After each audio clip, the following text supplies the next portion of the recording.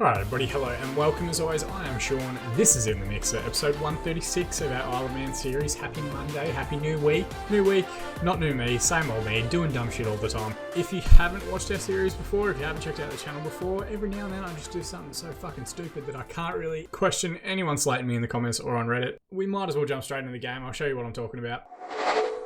So, as you guys can see here, the squad has changed just a tiny little amount. We are into January now, which does mean that some of these players that have had teams after them for quite a while are starting to have bids come through. One of those bids came in for Elliot Bloor from Manchester United. Now, they originally, I think, bid like 25.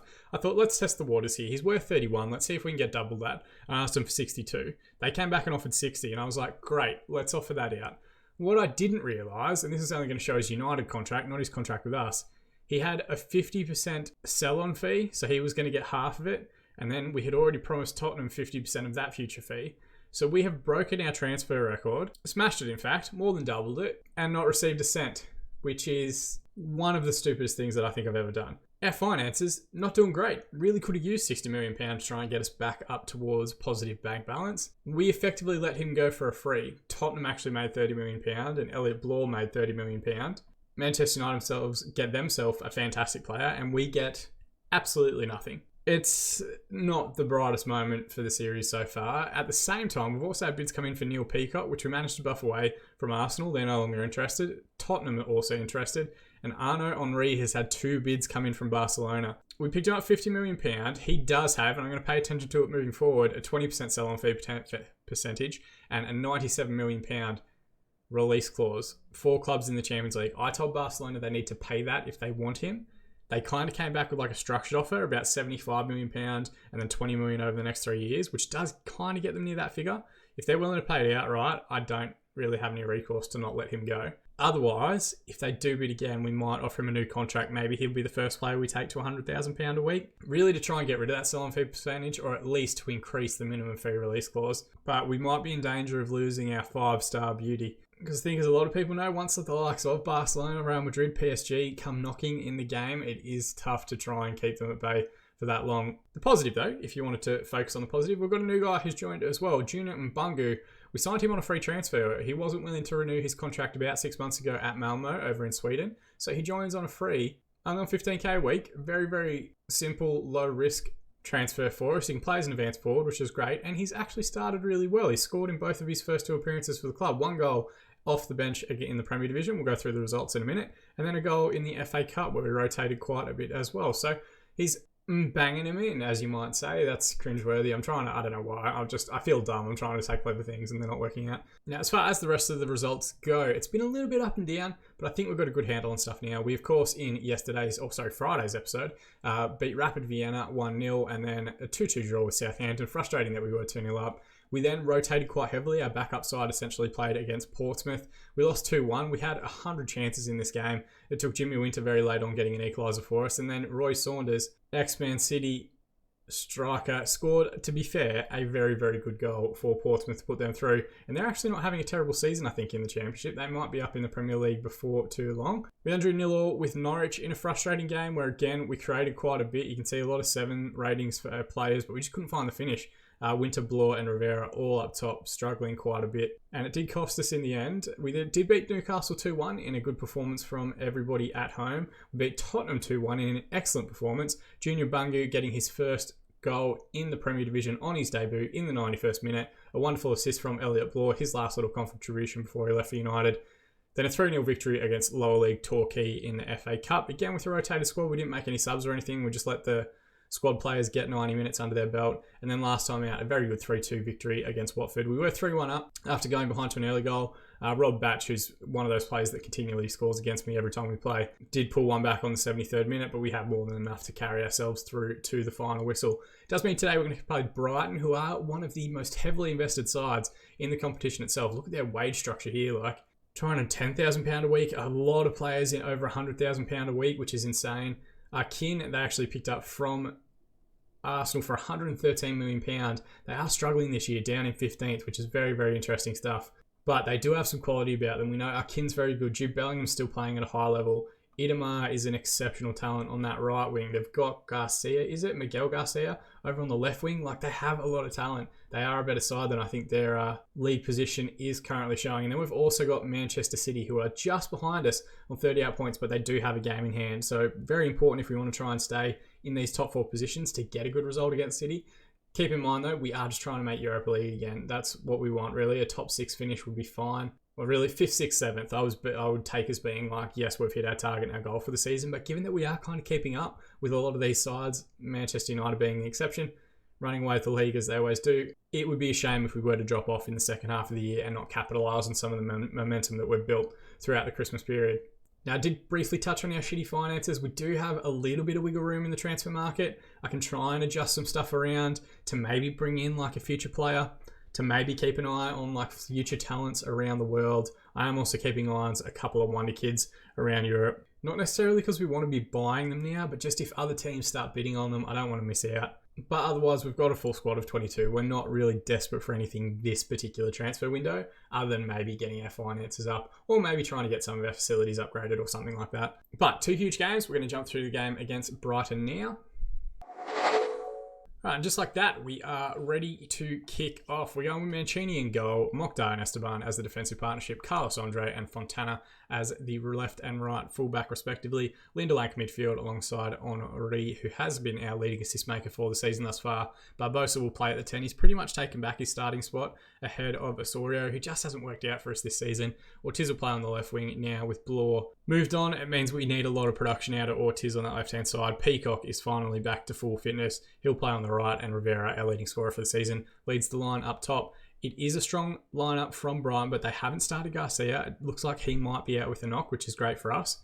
But Akin does play, Idemar does play. Vargas is the man they've got leading the line up top, and he looks all right. 3.5-star current ability and potential 29-year-old Colombian international. Probably a teammate of a few of our squad members, probably plays with Ortiz and Osorio at international level. Marcus Vinicius comes in at left wing.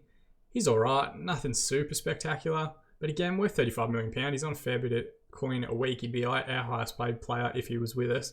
And is this a Stephen McLean? This is a previous wonder kid, or still only 20, English wonder kid that they've had for quite a few seasons without playing too much. We tried to pick him up back when I think he was about 17 or 18 from Brighton, and they wanted insane money. But good to see him finally getting into the starting lineup. Hopefully he doesn't have too good a game today. Lasala here at right back is the last holdout of the original players in the database, 31-year-old English right back. Started his career at Tottenham by the looks of things, spent a spell at Leicester and has been at Brighton now for the last 6 or 7 seasons. I want to get a good result, and if they are rotating a bit, if they've got some players out, it's going to do us quite a big favour. Passionately, we're going to say Media have given a lot of credit lately, and everyone's responded positively. And we're not in a bad little run of form. We are so far undefeated in January, which is always good to see. But really, we want to try and carry that on today, get a good result against Brighton, take a whole lot of momentum into the game against Manchester City, knowing that they are one of the better sides in the division. Wide free kick here. Akin's gone back stick, and Menegazzo, I think, is the number 10. 7th goal of the season for him, and it's not starting that brightly. And I know I say this all the time, but anything can happen when you reload the game. And while we were in good form when I finished playing last time out on Friday, this Monday, we're not doing particularly well early doors. Opening 20 minutes, we are a goal down, so I'm going to use demand more shout a little bit early, try and give everyone a kick up the arse. And it seems to work. Most players seem focused. And this might be our first chance at a highlight. Carlos Andre with a wide free kick. Wide throw in. Henri got a good ball in, and it falls to Barbosa at the edge of the area. Now Lind into Rivera. Now Peacock.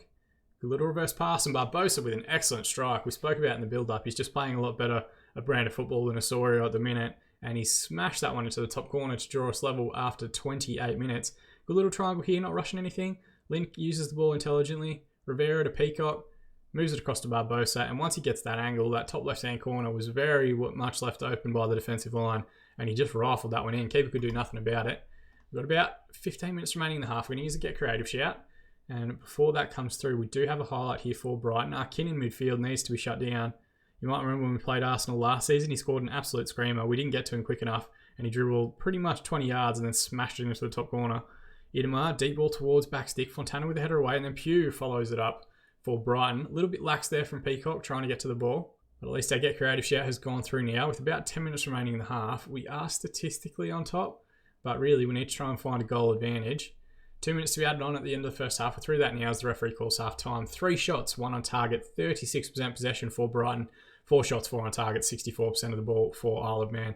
Passionately, we're going to say we've been the better team here. Let's go with that. Let's assertively also tell the defence you weren't that bad, but you can improve. And let's do the same for Rivera up top. Usually if we can find a route to goal, we're in a good position, and we need the little Mexican up front to try and find the back of the net here in the second half. As things stand, City have gone above us, even with that game in hand, 41 points and a vastly superior goal difference. We haven't seen a highlight in the second half, so what we might do is we might hit pause. We're going to drop back to our positive structure, play a little bit deeper, a little bit more vertical tiki-taka, lower on the pitch. Hopefully that will drag Brighton out a little bit, and we might be able to create some space in behind. That's the idea in my head. It never works out that way. And you know what we might do? We might bring in Junior Mbungo so you guys can see him. Again, I think every time I say that name, I'm pronouncing it just a little bit differently. Eventually I'll hit on the right one. Fontana hasn't had a great game either, but we didn't put a right back on the bench. Ortiz not playing particularly well. Maybe we'll give Jimmy Winter some time, play him as a bird winger on support, and we might give it until the last 10 minutes or so before we look at that final sub. I'm going to hit play, and we're also going to use Old Faithful to get creative shout. It is to drop back from attacking to positive, but maybe we can try and work some opportunities. There haven't been any highlights for either side so far in this second half. And we're very quickly getting into the last 15 minutes or so. All right, 10 minutes remain, so we're going to go tactics again. Positive hasn't seemed to do the trick. We'll go back to attacking, and then let's also make an adjustment. Let's push the wing backs on a little bit further, move them to support, and let's also tell the 2 wingers that they can go and attack a little bit more than what they have been. As far as subs are concerned, Winter's just come on. I know Henri, interestingly, not having the greatest game. We'll bring on Gary Lester. We'll have faith in the match ratings, calling out who's playing well, who's not. We're going to use a demand more shout with about 10 minutes remaining. Esteban's got a free kick here. Very deep. Peacock with the ball, and he's got Fontana outside him, who does recover now. Menegazzo had tackled Peacock quite well. Deep ball in, falls to Bellingham. Leicester and Lind exchange passes out to Fontana now. Now Peacock, edge of the area. What can we work at the top of the box? Barbosa with the strike again. And the Brazilian number 10, a wonderful finish. 6 goals a season from him. And it's an assist for Junior Mbongo. It's just pretty much a little layoff for the big man up top. But good little reverse passing here. Just keeping Brighton at bay. This is where I thought Leicester might cough it up. But he finds Mbungu, lays it off to Barbosa. Very similar, actually. Maybe a mirrored version of his first goal. And rifles that one home for his 6th of the season. Now, is that enough for us to try and hold on to a lead here? We haven't seen any highlights for Brighton in the second half. Not that many throughout the course of the game either. And 4 additional minutes to be added on. They've got a corner here. It's headed away by Mokhtar. And Akin with the stride from the edge of the area. Not far wide. Mancini was struggling to try and get back across. And Akin's one of those players that scores against me quite regular, but we're through extra time, and the referee calls full time. It's a good 2-1 win after going down to that early goal. Lua Barbosa, fantastic performance, and 2 wonderful goals from him. 10 shots, 4 on target, 39% possession for Brighton. They did come back into it in the second half, even if we didn't see highlights. 8 shots, 6 on target, 61% of the ball for Isle of Man. Passionately, I'm going to say, very nice victory. Well done, boys. And that puts us in a good position before the game against Man City, which is only in 3 days. Games coming thick and fast throughout the festive period, and January's not been any different. Does see us move up into 3rd position, albeit City do still have a game in hand, as do Liverpool and Arsenal. They could all reel us back in relatively quickly, but at least we are picking up the points that are on hand and available to us. Barbosa gets man of the match. Well, we're going to passionately tell him he was superb in front of goal last time out. And Barcelona boss was there watching Arnaud Henri.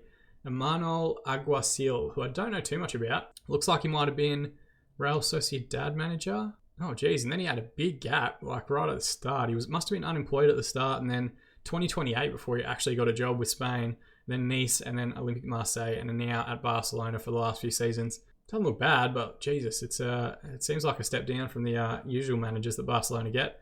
Only 4 days to the game against Man City. We are playing at home as well. I'm going to rest for 1 day, and then I also think we might jump to our positive shorter passing, possession-based vertical tiki-taka, just to try and drag them out a little bit. I assume they're going to play a very similar style. But magic of editing, we're going to jump forward to that now. Right, just like that, we are a few days ahead. We're going with an unchanged lineup, which is rare that we get 2 games in a row at the moment without someone going down with some sort of suspension or injury or anything like that. But good to see us getting some consistency in the side. And the real change is dropping back to that positive structure from attacking in the previous match. City playing a very similar structure, 4-2-3-1 as well. We've talked about quite a few of their players. Sean Brady, one of the best right backs in the world. Gregory Francois, a wonder kid that we tried to pick up for ages. Zhang Yu, previous Real Madrid midfielder, who's been around for quite a while in the game. We've got it left back here, Flassate, 26 22-year-old Moroccan international with 90 caps to his name. He looks solid, but again, nothing super spectacular. It might be that they're rotating a little bit. He will wear the armband today, though. Vasher up top, we're looking at before. Pereira on the left wing. He looks a fair bit more special. I think they're probably going to play him as either an advanced playmaker or an inside forward on this left-hand side. A 22-year-old Argentine player with 17 caps to his name, 5-star current and potential ability. He looks very, very good. And over on the other side, they've got Fabagu, only 4.5-star current ability, but 27-year-old French international, also as an inverted winger. I think they're going to start very wide and then cut back in towards the middle, try and get that overload through the centre with Vasher leading the line up top. And Gökhan Keklik is the other guy we'll have a look at. 4-star current ability, 4.5-star potential, 26-year-old German international, likely a part of that German World Cup winning side. He was indeed 2034 winners. And he's been at City now for a few seasons as well. So they've still got some very good players, even when they do rotate quite a bit. The likes of Toby Owens not playing, Borussia, who usually plays, not there. Mikado, I've seen come up a couple of times. Bamba doesn't immediately jump out at me. He looks like a little bit of a drop-off, but it might be that they are taking us a little bit lightly, even though we are in the Champions League spots. Assertively, we're going to say, great opportunity for the media to prove the media right to back you up. It just seems to be working and getting good responses at the moment, so why not continue rolling that particular set of dice? This would put us 5 points clear, potentially, of Man City, but they do still have that game in hand that we have to be wary of. Throwing our right-hand side starts with City. Brady with the ball, very deep in the area. That's where we've got to be careful. His crossing ability is excellent. Thankfully, Pereira's header over the crossbar. But first highlight in the opening 15 minutes goes towards Man City. And this could be one of those very tense fixtures. We're getting towards the half an hour mark. They are on top statistically speaking, but we have got the ball in the final third here. Fontana with a poor ball. Pereira puts it back across. Now Francois goes long to Vasher. This is where we need to be careful. This transition could kill us. And Gökhan Keklik has gotten goal side. Everybody scrambles very well, and Carlos Andre eventually gets it away. Excellent save from Mancini, who so far has been our best player with 7.0. We're going to demand more here with about 10 minutes to go in the half, though City have picked up possession again. Pages, Zhang Yu, Fabagu, ball over to Pereira. It's an excellent pass, and Esteban that time has to scramble it away. Mancini at the moment keeping us in it. If we can make it to half-time at 0-0, we might look to make a tactical tweak at half-time. 1 minute of additional time, which we're through now. So half-time, 3 shots, 3 on target, 62% possession for Isle of Man, but no chances created that we've seen just yet. 11 shots, 8 on target, and 38% of the ball for City. We're going to assertively say, unlucky boys, things haven't gone right for us so far, and let's assertively tell everyone we think there's a lot more to come from them. That seems to have done the trick in terms of motivating everyone, but I think what we might do is, if we're going to go down, and I think if we had a second half like that again, we probably would. We're going to go attacking in the second half, go after a little bit more, see if we can't create some highlights of our own. We'll leave more space at the back, but they're counter-attacking anyway, so I'm not really sure what the best option is. A draw doesn't really do much for either side.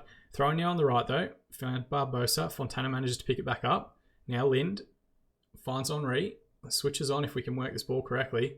Lind, Henri now. Now he finds it out towards Ortiz, but it's cut out by Brady. Very well read, and Fabagu is going to come forward. He looks for Vasher over the side, and he's gotten goal side. Excellent challenge from Esteban to clear it back across, but the danger isn't gone yet, and it's pinballing around. They've managed to hit the crossbar before we again scramble it away. Ball starts here. We'll let this highlight play out from the goal kick for Man City, and then we're going to have a look at some subs. Fasade comes forward. Their wing backs are getting very far forward very easily. Fontana recovers possession. Now Esteban exchanges pass with Henri. Now Mokhtar looks to step forward, finds Carlos Andre on the left. Henri, Lind, switch out towards Peacock. What can he do? They get back very quickly. It's a good block that they're setting up. Barbosa with the strike from distance. It nearly made it 3 goals in this episode. Wasn't far away. Keeper was scrambling. We're going to hit pause. We're going to make those subs. Rivera not having the greatest game. We'll give Mbungu a chance to find a goal. And Larry Ortiz also not playing particularly well. We'll bring on Jimmy Winter again, which again, I think is the same subs we made in the last match. Worked for us last time out. Let's do the same thing. Let's push the wingers to attack and the wing backs to support. And let's passionately tell those two, I have faith in you, get out there and make a difference. Let's see if we can't push on a little bit further forward, try and break this deadlock. Though there is that danger from City at all times. Pages with the ball now, across to Francois. Back to Cerrone. Don't both go to the ball, boys. Now we're 2 men behind in terms of this transition. Zhang Yu to Jolson, and Brady just gets up and down this right-hand side all afternoon. Someone's got to go to him, and he squares it across to Fabagu. Back to Brady again. Good cross, knocked it down. Vasher, find Fabagu, and that's really entirely our own fault. Maybe me switching the 2 wingers, Winter and Peacock, to go attacking meant Winter had no interest in tracking back. He really just kind of stands off in the middle of nowhere, to be honest. And Brady has all the time in the world to put a ball in. Vasher with a good knockdown and a good finish from Fabagu, but We can't allow quality players, and they do have 2 quality fullbacks, the opportunity to find the ball in high areas of the pitch. All right, 10 minutes remain. We've got one more sub up our sleeve. Barbosa, it's saying, isn't having the greatest game. Neither's Peacock, neither's Henri again. Maybe we try and give Osorio a chance to be the hero. He can come on fresh legs at the 10, try and make a difference. I have faith in you. We'll give him a bit of a boost. And then we're also going to we've got a free kick from distance. It's going to be Henri to take. We're going to put a demand more shout queued up. Good area for the right foot out. It's a wonderful free kick from Arnaud Henri. Hopefully Barcelona aren't watching and looking to activate his release clause, because that would be a disaster.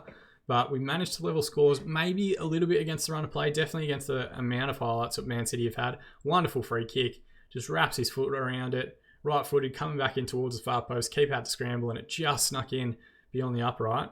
Long ball forward here for City. Fabregas turns inside, now across to Pereira. Both wide players looking to get inside when they can.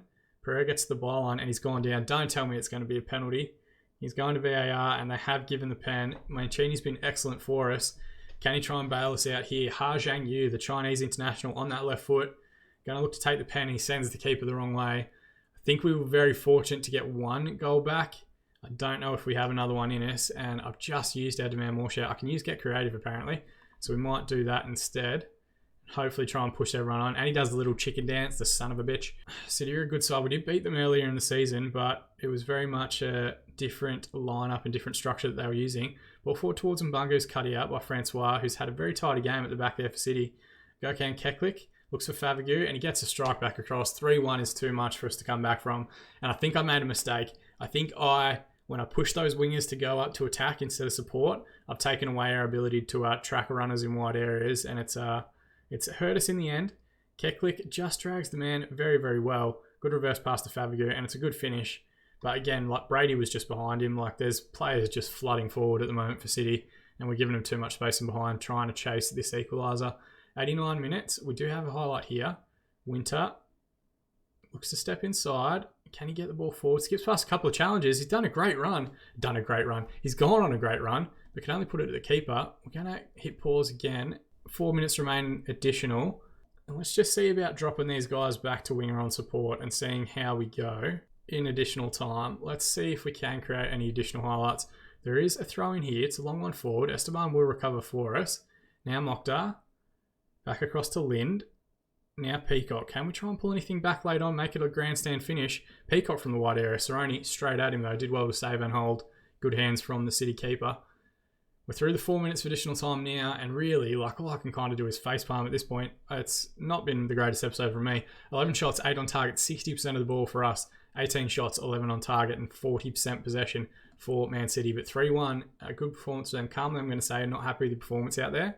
We should be challenging and doing a little bit better at home. I know I've gotten it wrong.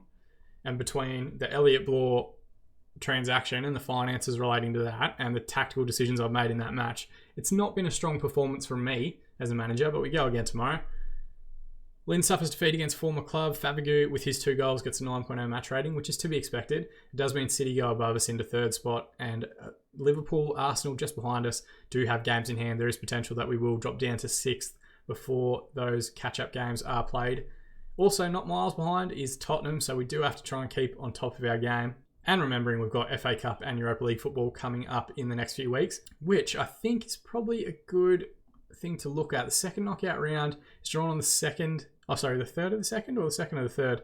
The 2nd of the 3rd, so the 2nd of March, which I think means we might jump forward a little bit and we might play the games against Leeds and Norwich in tomorrow's episode, and then also look at our knockout tie draw just to see who are we going to play, and then potentially if it's a good team, we might come back and do the Europa League knockout rounds towards the end of this week, potentially, maybe. If we get a really good draw and it's a poor team, maybe we skip this round knowing that we're going to win and come back and do what I think would be the quarterfinals, maybe the semi-finals. I don't know. It's all a bit up in the air at the minute.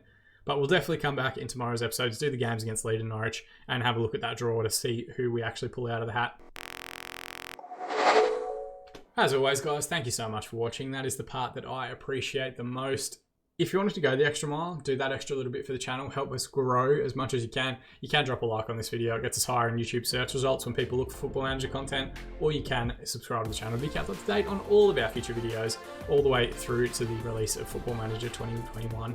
If you've got your own saves, let me know how they're going in the comment section below. If you've got suggestions for one season wonder saves that you want to see in the next few weeks, let me know. I will try and do as much as I can with the feedback that we get. But like I said at the start, more than anything, I just appreciate you guys watching. As always, I've been Sean. I'll see you all again in the mixer.